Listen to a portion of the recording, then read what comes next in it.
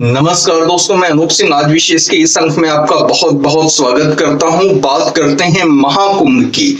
महाकुंभ में 3 अमृत स्नान हो चुके हैं जो मुख्य स्नान माने जाते हैं। मकर संक्रांति का, मौनी अमावस्या का और बसंत पंचमी का। अमूमन होता यह है कि जब 3 अमृत स्नान हो जाते हैं तो जो अखाड़े आए होते हैं वो धीरे धीरे जो है संगम से अपना प्रस्थान करना शुरू कर देते हैं, जाना शुरू कर देते हैं प्रयाग से, और भीड़ में कमी देखी जाती है। लेकिन इस बार सब कुछ बदला बदला सा नजर आ रहा है। 3 अमृत स्नान समाप्त होने के बाद भी महाकुंभ में श्रद्धालुओं का तांता लगा हुआ है। इतनी भीड़ है कि आप पूछे ही नहीं कि कितनी भीड़ है। प्रयागराज तक पहुंचने के जो 7-8 रास्ते हैं, सभी रास्तों पे 10 से 30 किलोमीटर लंबा जाम है। 10 से 30 किलोमीटर लंबा जाम। चाहे आप लखनऊ के रास्ते से आ रहे हैं, चाहे आप वाराणसी के रास्ते से आ रहे हैं, चाहे आप मध्य प्रदेश से आ रहे हैं सतना होते हुए, चाहे आप कटनी से आ रहे हैं, जिस रास्ते से भी आ रहे हैं आप, श्रद्धालुओं का, देश भर के श्रद्धालुओं का तांता लगा हुआ है। लोग रेलवे से आ रहे हैं, रोडवेज से आ रहे हैं। इनकी बात पहले करते हैं जो रोडवेज और रेलवे से आ रहे हैं। रेल मंत्री अश्विनी वैष्णव ने बताया कि इतनी ज्यादा ट्रेन्स बढ़ा दी गई हैं जिससे श्रद्धालुओं को किसी तरीके की कोई दिक्कत ना हो। लेकिन भारत जैसी जगह, भारत जैसा देश जहां पर धर्म और श्रद्धा ही मानव के जो है मुख्य संस्कार हैं, वहां पे आप जितनी भी व्यवस्था कर लेंगे वो कम ही होगी, क्योंकि हमारे देश की जनसंख्या भी 140 करोड़ से ज्यादा हो रखी है। तो इतने ज्यादा श्रद्धालु आ रहे हैं कि जहां पहुंचने के लिए 3 से 10 घंटे लगते थे उसको आप 3 गुना कर दीजिए। जहां जिनको पहुंचने में 3 घंटे 4 घंटे अमूमन लगते थे उनको 10 से 12 घंटे लग रहे हैं। जिनको पहुंचने में 10 घंटे लगते थे उनको 25 से 30 घंटे लग रहे हैं। पूरा पुलिस प्रशासन और जितने भी पैरामिलिट्री के लोग हैं, चाहे वो सीआरपीएफ के हो गए, आईटीबीपी के हो गए, बीएसएफ के हो गए, वो दिन रात लगे हुए हैं जो है क्राउड को मैनेज करने के लिए, क्राउड को किसी प्रकार की दिक्कत ना हो इसके लिए। लेकिन इतने ज्यादा लोग हैं, इतनी ज्यादा भीड़ है कि कई रास्तों पे 100-200 किलोमीटर पहले ही यह अनाउंस किया जा रहा है कि कृपया अभी आप लौट जाए, किसी और दिन आकर के जो है संगम में स्नान करिएगा, संगम में अपनी आस्था की डुबकी लगा लीजिएगा, क्योंकि भीड़ बहुत ज्यादा है। भीड़ बहुत ज्यादा बढ़ने की कई वजहें हैं। योगी और मोदी उनकी व्यवस्था पर, उनके शासन प्रशासन पर, उनके गवर्नेंस पर लोगों को भरोसा है। लोगों का एक तरफ से कह लें तो लोगों की आस्था है। तो जो थोड़ा सा पैनिक क्रिएट हुआ था जब मौनी अमावस्या के दिन कुछ खुराफाती लोगों के द्वारा, जिनको शुरू से ही महाकुंभ का ये महा आयोजन अखर रहा था, कुछ तो सफल हुए, कुछ तो ऐसा हुआ, जांच जारी है, रिपोर्ट आएगी, लेकिन कुछ ऐसा हुआ कि वह अनहोनी हो गई जो नहीं होनी चाहिए थी। हर सनातनी द्रवित हो गया था, हर सनातनी दुखी हो गया था उस घटना से। सब कुछ कर लिया, सब कुछ मैनेज कर लिया, और एक छोटी सी घटना एक व्यक्ति घायल भी हो जाए तो बहुत बड़ी होती है, लेकिन वो घंटे 1.5 घंटे का जो एक जो है वहां महाकुंभ में जो भगदड़ मच गई और उसकी वजह से जो अफरा तफरी फैली, जो पैनिक फैला, वह किसी तरीके अगर जो ये महाकुंभ बिना किसी घटना के संपन्न हो जाता तो बहुत खुशी की बात होती। और सब यही चाह रहे थे, सब यही मना रहे थे, सब यही ईश्वर से प्रार्थना कर रहे थे कि महाकुंभ निर्विघ्न, निर्विवाद और बिना किसी हादसे के संपन्न हो जाए। लेकिन वो हादसा घटित हुआ कुछ लोगों के, कुछ दुष्ट लोगों के जो है कुछ गलत जो है कुछ तो उन्होंने लाभ ले लिया मौके का और वो घटना घटित हो गई। ऐसा नहीं कह सकते कि किसी की गलती नहीं थी, स्वस्फूर्त था। जो भी बातें आई कि एक तरफ से श्रद्धालु नहा के आ रहे हैं और दूसरी तरफ से उसी रास्ते पे श्रद्धालु या ये जो भीड़ बढ़ी और उन सबको धक्का देते हुए उन पे चढ़ते हुए आगे जाने का प्रयास किया, तो ये एक सोचा समझा प्रयास ही समझा जाना चाहिए और था भी, और यही निकल करके आएगा। खैर आगे बढ़ते हैं। तो ये जो महाभीड़ है, इतने ज्यादा श्रद्धालु पहुंच गए हैं कि किलोमीटरों लंबा जाम लगा हुआ है।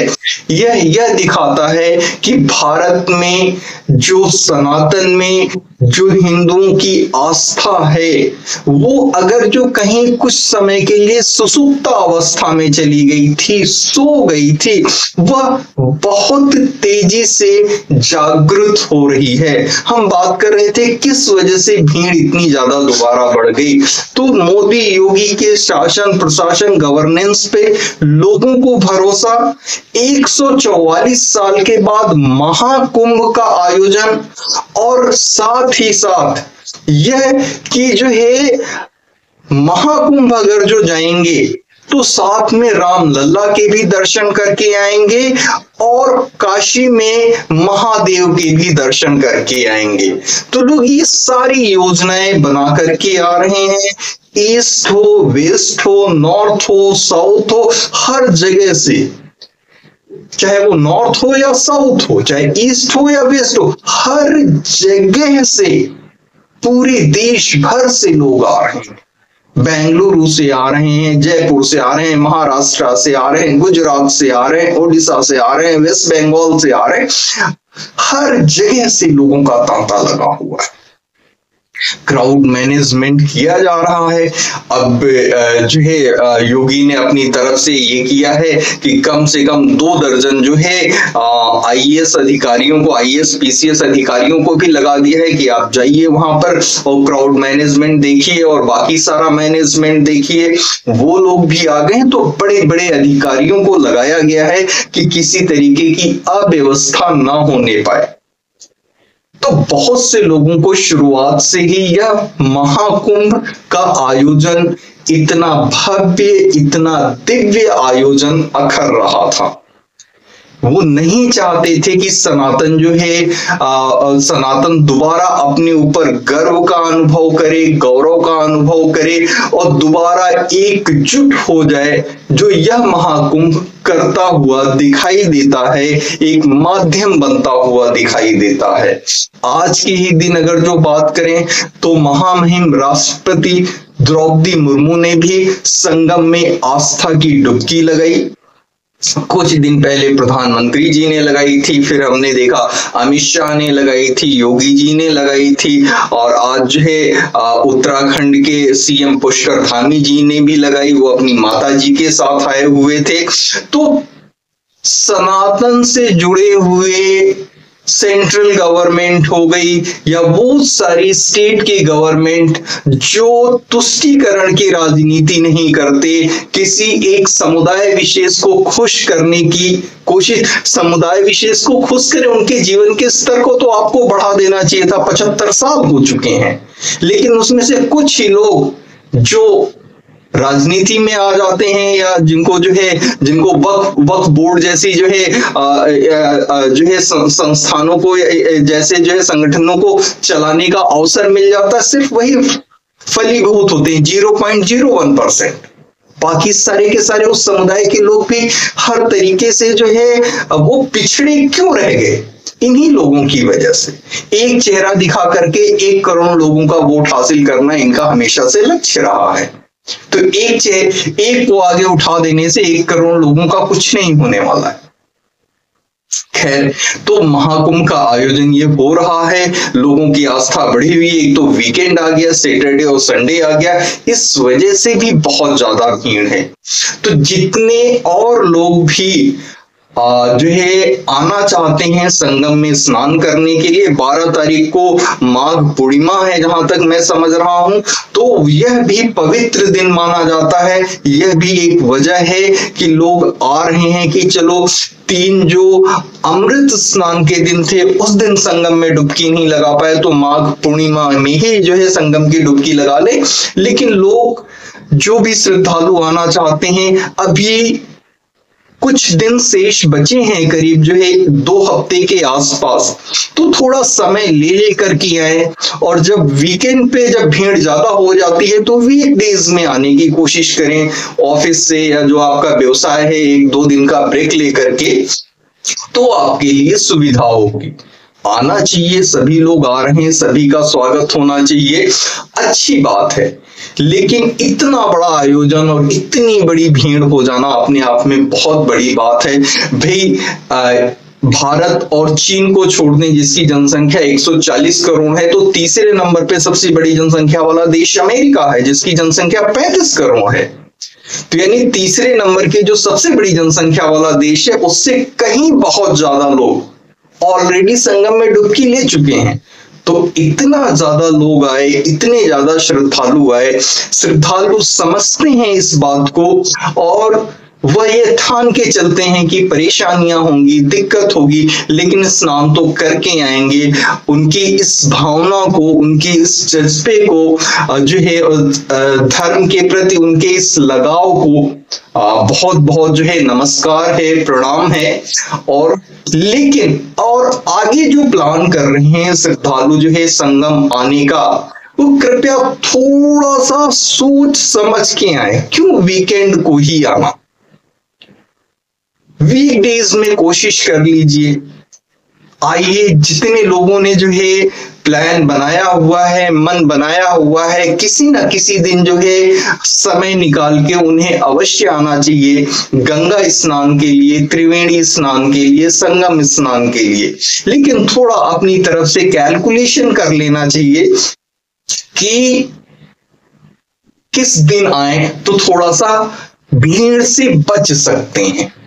क्योंकि आना है तो कुछ ही दूरी पे अयोध्या जी हैं, रामलला के दर्शन करने भी जाना है, फिर महादेव जी, काशी विश्वनाथ कॉरिडोर भी कुछ ही दूरी पे है।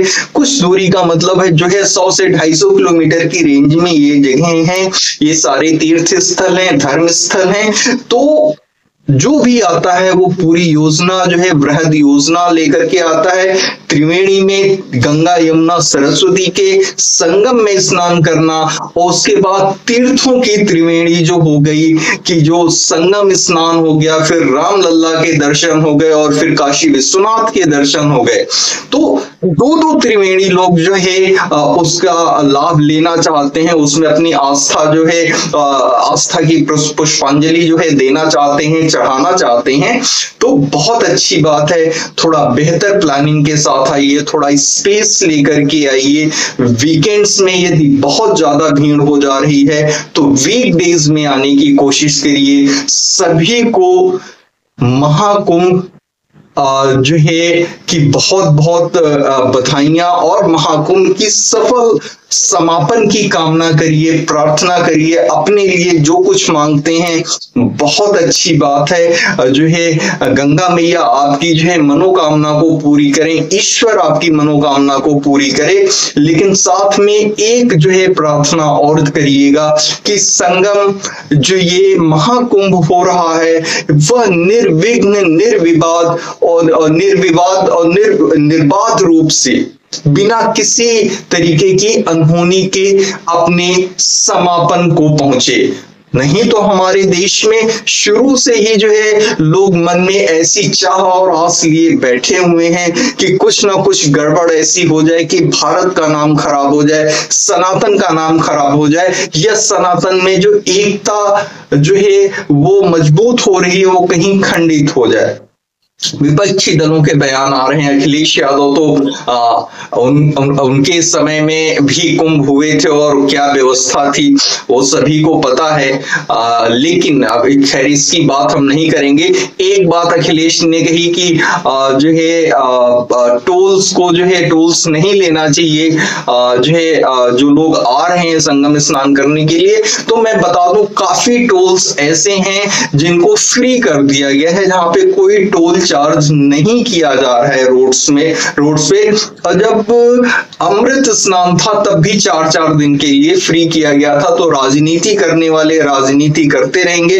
अखिलेश जो भी राजनीति कर रहे हैं, उत्तर प्रदेश वाले शायद उनका चेहरा पहचानते हैं तो उनको सुन लेंगे, माने या ना माने, और नहीं ही मानेंगे, ठीक है। लेकिन जो बाहर वाले हैं उनको अखिलेश से क्या लेना देना, जो दूसरे राज्यों से आ रहे हैं। तो सफल संगम हो, सफल आपका स्नान हो, और बहुत ही शांतिपूर्ण और सफल तरीके से जो है ये संगम और महाकुंभ का जो है आयोजन संपन्न हो अपने आने वाली तिथि को। इसका ध्यान, इसके लिए प्रार्थना करिए। आपका स्नान सफल हो, आपका महाकुंभ सफल हो, आपका आना सफल हो और आपकी डुबकी सफल हो। इसी के साथ जो है मिलते हैं फिर अगले अंक में। कृपया चैनल को लाइक करें, शेयर करें और सब्सक्राइब अवश्य करें। हर हर गंगे, जय गंगा मैया, भारत माता की जय, वंदे मातरम।